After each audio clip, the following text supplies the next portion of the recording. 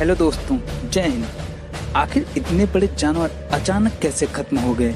इनके खत्म होने के पीछे क्या राज था जो करोड़ों वर्ष पहले पूरी धरती पर राज करते थे? आज हम इन्हीं सब बातों के बारे में इस वीडियो में जानेंगे। तो चलिए दोस्तों, शुरू करते हैं। डायनासोर सरीसृपों का एक समूह था जिसने 14 करोड़ से अधिक वर्षों तक धरती पर राज किया। इस दौरान भयानक विशाल स्पेनोसारस से लेकर मुर्गे के आकार के माइक्रोरैप्टर जीव विकसित हुए। इस विभिन्न पारिस्थितिक तंत्रों में जीवित रहने में सक्षम थे। ये विशाल छिपकलियां अब धरती पर नहीं हैं। इस कारण हम इंसानों को पनपने का मौका मिला है। अगर कहीं आज डायनासोर जिंदा होते तो शायद हमारा वजूद न होता। आज यह हमारे बीच नहीं है तो हम इनके जीवाश्म से इनके बारे में पता लगाते हैं। वैज्ञानिक डायनासोरों को एवियन और गैर एवियन में विभाजित करते हैं। आज हमारे बीच मौजूद पक्षी एवियन डायनासोर के वंशज हैं। एवियन और गैर एवियन दोनों डायनासोर लगभग 24 करोड़ वर्ष पहले सरीसृपों के एक अधिक प्राचीन समूह से विकसित हुए थे, जो लगभग 6 करोड़ 50 लाख वर्ष पहले बड़े पैमाने पर विलुप्त हो गए थे। डायनासोर की उत्पत्ति लगभग 23 करोड़ वर्ष पहले के आसपास की है। डायनासोर आर्कोसार नामक सरीसृपों के एक समूह से विकसित हुए थे।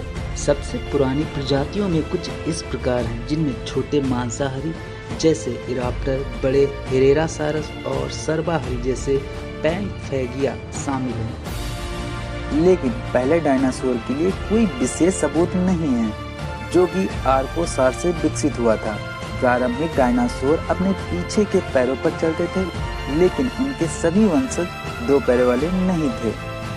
जीवाश्म रिकॉर्ड से लगभग 1000 गैर एवियन डायनासोर की पहचान की गई है, लेकिन एक गणितीय मॉडल का अनुमान है कि मेसोजोइक युग के दौरान डायनासोर की लगभग 2000 प्रजातियां मौजूद थी, जिनमें लगभग 500 ऑर्निथिशियन, 500 सारोपोड और 1000 से अधिक विविध टेरोपोड थे। कुछ डायनासोर पृथ्वी पर चलने वाले अब तक के सबसे भारी जानवर थे, जो सबसे बड़े भूम स्तनधारियों की तुलना में बहुत बड़े आकार के थे। टाइटेनोसॉर के नाम से जाने जाने वाले विशालकाय सारोपोड्स का वजन लगभग 50,000 किलोग्राम था। उदाहरण के लिए 10 हाथियों के समान द्रव्यमान। एक माइक्रोस्कोप के तहत जीवाश्म की हड्डी के क्रॉस सेक्शन को देखने से कुछ जानकारी मिली है कि कैसे फिजियोलॉजी और बायोमैकेनिक्स ने डायनासोर को बड़ा होने दिया। स्तनधारियों की तरह डायनासोर की हड्डियों को रक्त वाहिकाओं से भरा हुआ था, जिसने तेजी से विकास के लिए आवश्यक पोषक तत्व प्रदान करने में मदद की थी। दोस्तों, इतने विशालकाय डायनासोर कैसे विलुप्त हुए, अब इसके बारे में जानते हैं। कोई भी निश्चित रूप से नहीं जानता कि डायनासोर कैसे विलुप्त हो गए। हालांकि वैज्ञानिक ने दशकों से उन संभावित घटनाओं के बारे में अनुमान लगाया है जिनके कारण डायनासोर मर गए थे। ये घटनाएं क्षुद्रग्रहों, ज्वालामुखियों और जलवायु परिवर्तन के कारण हो सकती है। अधिक लोकप्रिय या प्रसिद्ध डायनासोरों के विलुप्त होने के सिद्धांत में से एक सबसे ज्यादा प्रभावशाली एक क्षुद्रग्रह का पृथ्वी से टकराना है, जिसका पृथ्वी पर विनाशकारी प्रभाव पड़ा और क्रेटेशियस युग के अंत में बड़े पैमाने पर जीवों का खत्म करने का कारण बना। क्रेटेशियस पेलियोजीन विलुप्त होने की घटना लगभग 66 मिलियन वर्ष पहले पृथ्वी पर 3/4 पौधों और जानवरों की प्रजातियों को सामूहिक रूप से नष्ट कर दिया था। कुछ एक्टोथर्मिक प्रजातियों जैसे समुद्री कछुए और मगरमच्छ के अलावा 25 किलोग्राम से अधिक हुई। यह घटना क्रेटेशियस काल का अंत थी और इसके साथ मेसोजोइक और सीनोजोइक युग की शुरुआत हुई, जो आज भी जारी है। आज से तकरीबन 6 करोड़ 6 लाख साल पहले मैक्सिको के युकाटन प्रायद्वीप के तट से दूर एक पहाड़ के आकार का क्षुद्रग्रह पृथ्वी से टकराया, जिसने उस जगह पूरी तरह से डायनासोर को खत्म कर दिया और उनके विलुप्त होने की ओर अग्रसर हो गया। यह टक्कर प्रलयकारी थी जिससे समुद्र में सुनामी को जन्म दिया। इस सुनामी ने समुद्र तट और भूमि के विशाल क्षेत्रों को अपने अंदर समाहित कर लिया, जो शायद पूरे विश्व में फैल गई थी। टक्कर के प्रभाव ने भारी मात्रा में धूल और वाष्पीकृत चट्टानों को हवा में उड़ा दिया। इसके परिणाम स्वरूप वायुमंडल में धूल और राख जमा हो गई और अगले कई हजारों वर्ष तक सूर्य का प्रकाश पृथ्वी की सतह पर नहीं पहुंच पाया। सबसे ज्यादा विनाशकारी तो यह था कि चट्टानें सल्फर से बनी हुई थी, जिससे वायुमंडल में सल्फ्यूरिक एसिड एरोसोल का भारी मात्रा में निर्माण हुआ। फिर ये केमिकल वापस पृथ्वी पर बरसाते और महासागरों को अम्लीकृत करते रहे। डायनासोर के विलुप्त होने के पीछे क्या सिद्धांत हैं, यह भी देख लेते हैं। प्राचीन काल में चीनी विद्वानों द्वारा पहली बार डायनासोर हड्डियों की खोज की गई थी। यूरोप में पहली दर्ज की गई खोज 1677 की थी। 1882 तक यह महसूस किया गया था कि प्रागैतिहासिक सरीसृप एक बार पृथ्वी पर निवास कर चुके थे। इस समूह का वर्णन करने के लिए उन्होंने उन जीवों का डायनासोरिया नाम दिया था। पुरापाषाण युग के अंत की ओर सरीसृप पहली बार लगभग 32 करोड़ वर्ष पहले दिखाई दिए। वे मेसोजोइक युग के दौरान फूले फले, जिसे सरीसृपों का युग भी कहा जाता है। इस युग को आगे निम्नलिखित अवधि में विभाजित किया गया है। ट्राइसिक 25 से 20 करोड़ वर्ष पहले, जुरासिक 20 से 14 करोड़ वर्ष पहले, क्रेटेशियस लगभग 14 से 6.5 करोड़ वर्ष पहले थे।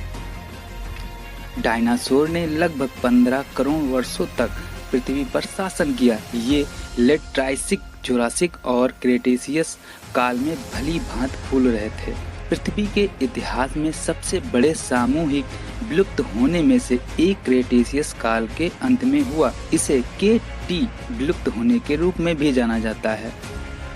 डायनासोर, टेरोसौर और बड़े समुद्री सरीसृप सहित कई प्रजातियां लगभग रातों रात गायब हो गईं। आज डायनासोर के एकमात्र जीवित वंशज पक्षी हैं। डायनासोर के विलुप्त होने के लिए कई सिद्धांत सुझाए गए हैं। इनमें से कुछ इस प्रकार हैं। पहला है जहरीली ज्वालामुखी गैसें और धूल, दूसरा है क्षुद्र ग्रह प्रभाव और तीसरा जलवायु परिवर्तन है। कुछ वैज्ञानिकों ने इन सभी कारकों को इनके खत्म होने का कारण माना है। पहला, ज्वालामुखी।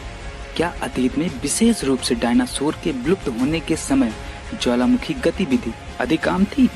क्या जहरीली ज्वालामुखी गैसें पृथ्वी की सतह पर जमा हो गई, जिससे डायनासोर को हवा के रूप में जहर मिला? दूसरी सबसे बड़ी वजह पृथ्वी का एस्टेरॉयड से टक्कर होना। क्षुद्र ग्रह बड़े चट्टानी पिंड हैं जो सूर्य की परिक्रमा करते हैं। इनका व्यास कुछ से लेकर सैकड़ों मीटर तक होता है। क्षुद्र ग्रह का कोई भी टुकड़ा जो पृथ्वी पर गिरने से बच जाता है उल्कापिंड के रूप में जाना जाता है। अल्वा रेंज परिकल्पना शुरू में विवादित थी, लेकिन यह मेसोजोइक युग के अंत में बड़े पैमाने पर विलुप्त होने के लिए सबसे व्यापक रूप से स्वीकृत सिद्धांत है। आज हमने एस्टेरॉयड की टक्कर से बनने वाले क्रेटर की पहचान कर ली है। यह अब मैक्सिको के तट से दूर समुद्र तल में दब गया है। इस स्थल को चिकसुलभ क्रेटर के रूप में जाना जाता है।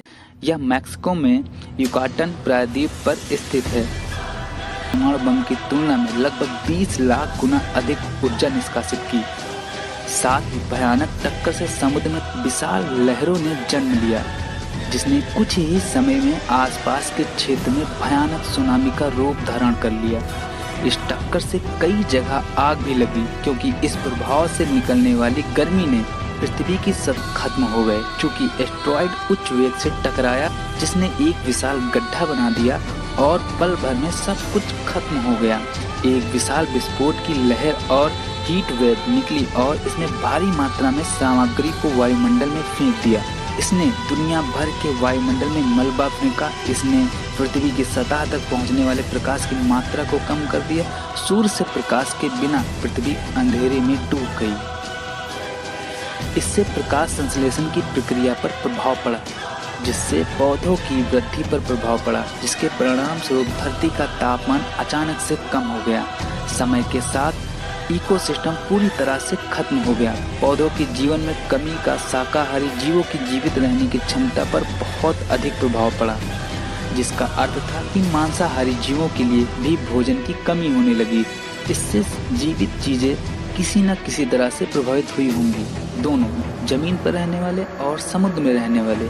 यह एक विशाल घटना थी जिसने पृथ्वी पर सभी जीवों को प्रभावित किया, सूक्ष्म जीवों से लेकर डायनासोर तक, और बड़े समुद्री सरीसृप सभी मारे गए। तीसरी सबसे बड़ी वजह वैश्विक जलवायु परिवर्तन। डायनासोर के अंत का दोष केवल क्षुद्र ग्रह पर नहीं लगा सकते हैं। इसकी क्रैश लैंडिंग से पहले पृथ्वी जलवायु परिवर्तन की समस्या का अनुभव कर रही थी। यह हमारे ग्रह पर जीवन के लिए चीजों को कठिन बना रहा था। आज के मध्य भारत में पर्याप्त ज्वालामुखी विस्फोट हो रहे थे। ये विस्फोट लगातार धरती पर गर्मी उत्पन्न कर रहे थे, जिसके परिणाम स्वरूप वैश्विक जलवायु परिवर्तन होने लगा। इस क्षेत्र में 2 मिलियन वर्षों से भारी मात्रा में ज्वालामुखी गतिविधि चल रही थी, जो वातावरण में गैस उगल रही थी, और वैश्विक जलवायु पर इसका बड़ा प्रभाव पड़ा था। इस समय के दौरान दीर्घकालिक परिवर्तन भी थे, क्योंकि महाद्वीप चारों ओर बह रहे थे और एक दूसरे से अलग हो रहे थे, जिससे बड़े महासागरों का निर्माण हो रहा था। इससे दुनिया भर में महासागर और वातावरण के पैटर्न को बदल दिया। इसका जलवायु और वनस्पति पर बहुत गहरा प्रभाव पड़ा। क्या सभी डायनासोर उस वक्त विलुप्त हो गए थे? बिल्कुल नहीं, क्योंकि आज के पक्षी जीवित डायनासोर हैं। पक्षियों को अलग करने के प्रागैतिहासिक सरीसृपों से विलुप्त समूहों को गैर एवियन डायनासोर के रूप में जाना जाता है। ये ट्रैसिक, जुरासिक और क्रेटेशियस युगों में प्रमुख स्थलीय कशेरुकी थे। चूंकि पांचवा विलोपन क्रेटेशियस और उसके बाद के पुरापाषाण काल के बीच की सीमा पर हुआ, इसलिए इसे एंड क्रेटेशियस या KPG घटना भी कहा जाता है। अन्य सरीसृपों को आमतौर पर डायनासोर माना जाता है, जो इस घटना के दौरान विलुप्त हो गए। हालांकि वो डायनासोर नहीं थे जिनमें पंखों वाले पेट्रोसॉर और जलीय प्लेसिओसार और मोसोसॉर शामिल हैं। तो दोस्तों, ये थे डायनासोर का अंत कैसे हुआ। हम उम्मीद करते हैं इस वीडियो में आप यह जान गए होंगे कि डायनासोर कैसे मरे थे। तो दोस्तों, वीडियो कैसी लगी? अगर वीडियो अच्छी लगी हो तो बस सब्सक्राइबर बढ़ा दीजिए। तो दोस्तों, मिलते हैं ऐसे ही रहस्यमयी बातों के साथ नेक्स्ट वीडियो में। जय हिंद मेरे प्यारे दोस्तों।